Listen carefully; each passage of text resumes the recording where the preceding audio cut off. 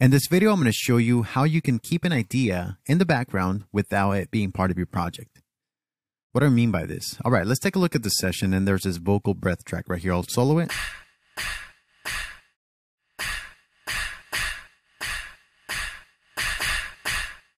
And I think it sounds all right by itself, especially if this was an instrumental, but if I'm going to add some vocals to it, I think that this is going to get in the way.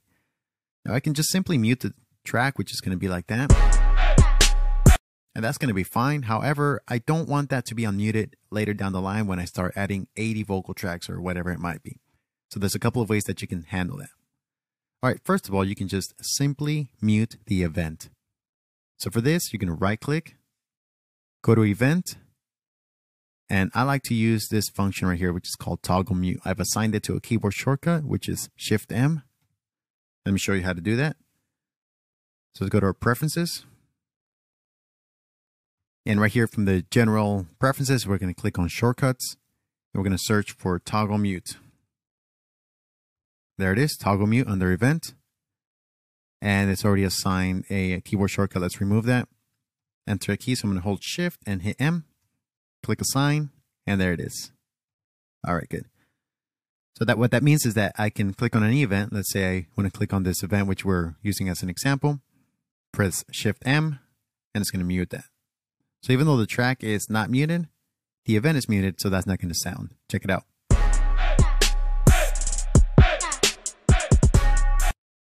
Okay, so that's the first thing. All right. The other thing that I like to do is I'm not going to use that track on the session, but I want to leave it there just in case. Then I'm going to hide the track. All right, so I'm going to click on the track, right click, and you're going to see this option, which is called hide track. I've also assigned the keyboard shortcut using the same method that I just showed you guys, which is Shift H, and that hides the track. So where does it put it? It puts it in the track list, which is right here. I can enable it. I can hide it. In fact, I can hide all my tracks if I want. All right, cool. So it's hidden. Let me go ahead and show it again. Let's unmute this track. And let me show you method number 3. And this is one of the newer features with Studio One, which is you can right click a track and you can disable the track. Let's go ahead and do that. And there it is. It's grayed out.